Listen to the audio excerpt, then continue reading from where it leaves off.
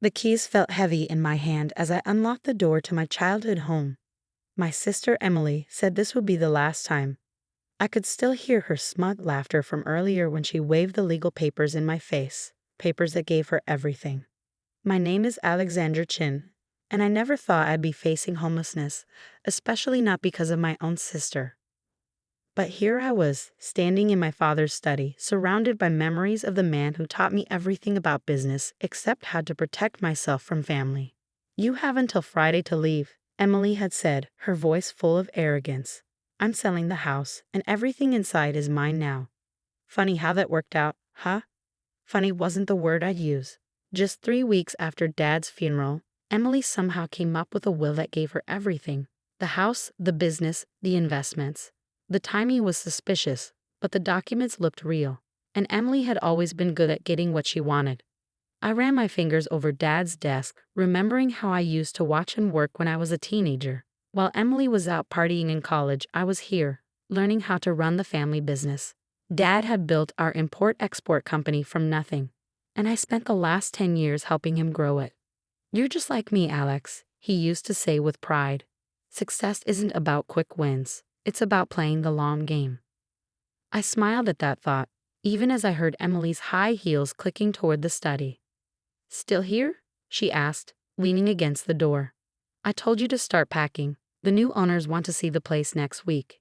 I looked at her expensive outfit, knowing she cared more about appearances than anything else. But Dad taught me that true success wasn't about what you showed off. It was about what you knew. "Just grabbing a few personal things," I said, picking up a framed photo of Dad and me from my college graduation.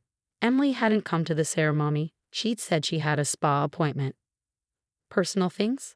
Emily scoffed. "Everything in this house belongs to me now. Even the photos, the furniture, and Dad's old business journals. Though why you want those boring books is beyond me." I placed the photo back on the desk, noticing how Emily's smile faded slightly. She wanted me to beg, to argue, to break down. But I stayed calm, and that confused her. "You know, Emily," I said, moving toward Dad's bookshelf, "he always told me the most valuable things in life aren't always the most obvious." She rolled her eyes. "Spare me the wisdom, Alex. You're broke, I'm rich. That's all that matters." But she was wrong. She had no idea what Dad had truly left me. The lessons, the business connections, and the secret accounts in Hong Kong that only I knew about. Dad had always been 10 steps ahead, and he taught me to be the same. "You're right," I said. "I should start packing." Emily's confident smirk faltered for a second, as if she was expecting more of a fight. "That's right," she said quickly, "and don't try to take anything valuable. I've already made a list of what's worth selling." I nodded, picking up a small box. "Of course. By the way, what are you doing with Dad's business? It's not something you can run without experience." She waved a hand dismissively. "Oh, I'm selling that too. A big corporation made an offer. They'll probably tear it apart, but who cares? The money will be amazing." It hurt to hear her talk about Dad's company like that, but I kept my face blank. "I see. Well, good luck with that." I walked past her, feeling her eyes on me. She was trying to figure out why I wasn't more upset.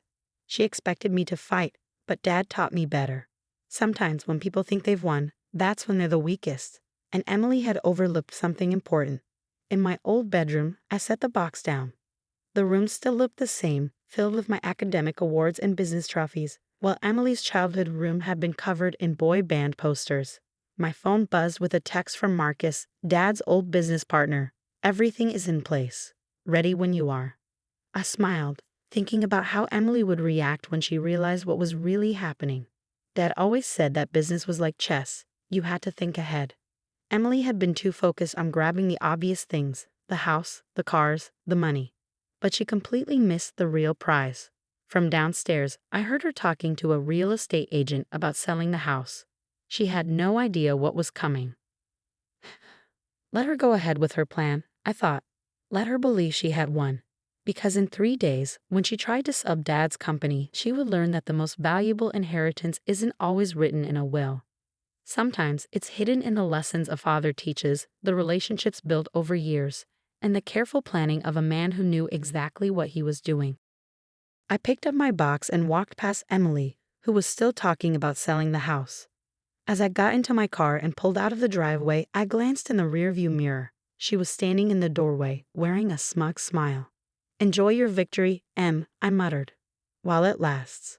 The next 3 days felt like a slow countdown. I had moved into a small apartment downtown, not the kind of place Emily would ever live in. But location didn't matter. What mattered was that it gave me a perfect view of Dad's company headquarters. That morning, I watched as Emily's red Mercedes pulled into the parking lot. She stepped out in her expensive suit, probably thinking she was about to close a big deal. But she didn't realize Marcus was already inside waiting.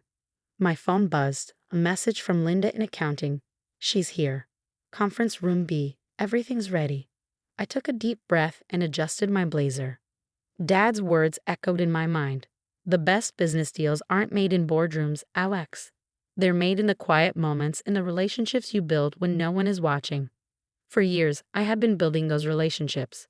While Emily was busy showing off her fancy lifestyle, I had been learning everything about the business, getting to know the employees, studying every contract, and most importantly, earning their trust. The elevator dinged as I reached the executive floor. Through the glass walls, I could see Emily sitting in the conference room, tapping her nails on the table. She looked impatient, but she was alone. There was no sign of the corporate buyer she had been bragging about.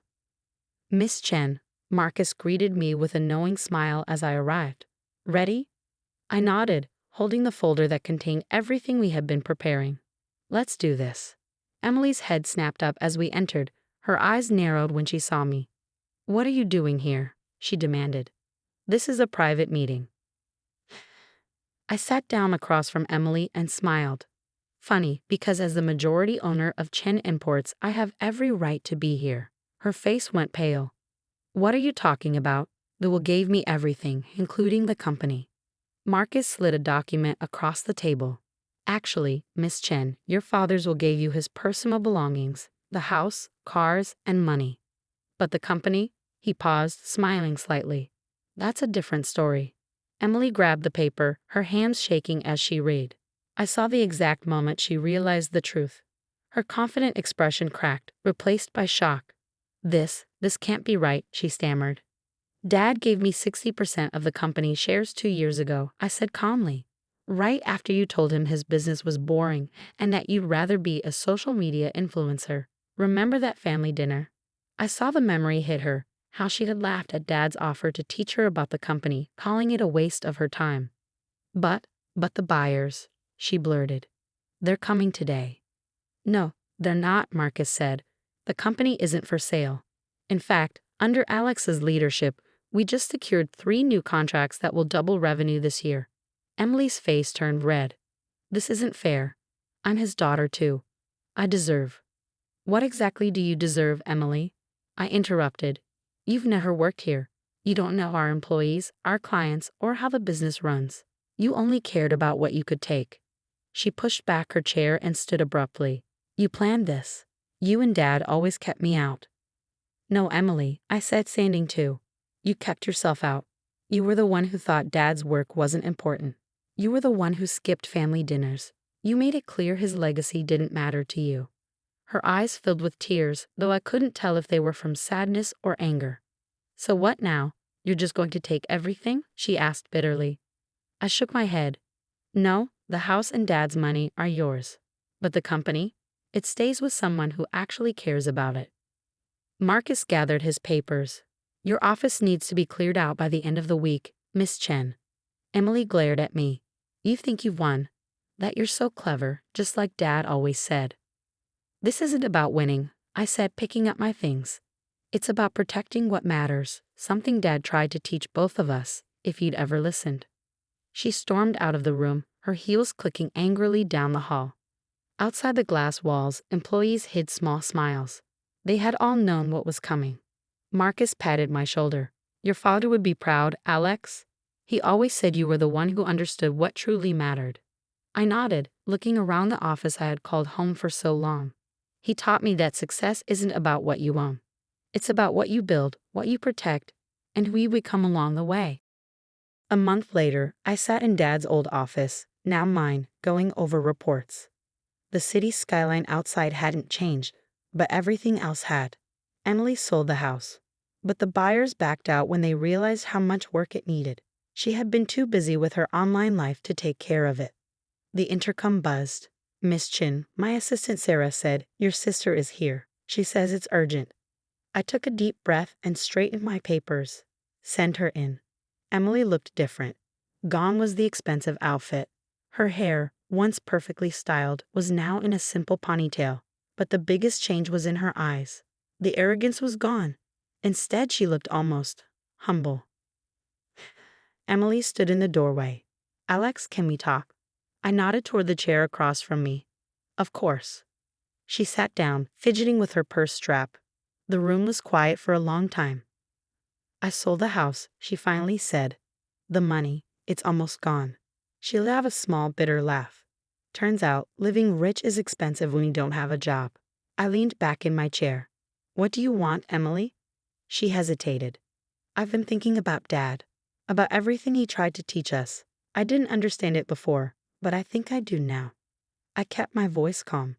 "You got exactly what you wanted, the money, the assets." She shook her head, her eyes shining with tears. "No, I got what I thought I wanted, but sitting alone in that empty house, going through Dad's things, I found his journals." My heart skipped a beat. Those journals had been Dad's most valued possessions, full of business lessons and personal thoughts. "Did you read them?" I asked. She nodded, wiping her eyes. "Every single one. He wrote about how proud he was of you, how much you understood what truly mattered. But the part that hit me the hardest was what he wrote about me." She pulled out a worn leather journal and flipped to a page. He wrote, "Emily has so much potential, if only she could see beyond the surface. Money can be earned and lost, but knowledge, wisdom, and relationships, those are the true measures of wealth." I knew that entry. Dad had written it the night Emily skipped an important client dinner to attend a celebrity party. "He never gave up on you," I said softly. "But I didn't get it," she whispered. "Not until now. And now, I have nothing. No real skills, no purpose. Just an empty bank account and a lot of regrets." I stood up and looked out the window. The city stretched before me, golden in the evening light. Dad had always told me stories about the deals made in these buildings, the lessons he had learned along the way. "You're wrong," I said finally, turning back to her. "You don't have nothing. You have the chance to learn, to grow, to finally understand what Dad was trying to teach us." Emily looked up, a spark of hope in her eyes. "What are you saying?" "I'm saying," I said, sitting back down, "that if you're serious about learning, there's a place for you here." Her eyes widened. "You'd give me a job? After everything I did?" "Not give," I corrected her. "Offer. You'll start at the bottom, like I did. No special treatment, no shortcuts. You'll have to prove yourself." "Why would you do that?" she whispered. I pulled out one of Dad's journals and flipped to the last page he wrote before he passed. "Because Dad believed in second chances, he wrote, business is about profit, but family is about growth. The best investment you can make is in people who are ready to change." Emily stood, her hands trembling. "I won't let you down this time." "I know," I said, "because now you understand what you're working for." As we walked out of the office together, I caught our reflection in the glass. Two sisters, finally on the same path, ready to build something that truly mattered. That night, as I locked up, I glanced at Dad's old photo on the wall. "You were right," I whispered. "The long game isn't just about business. It's about giving people time to learn what truly matters."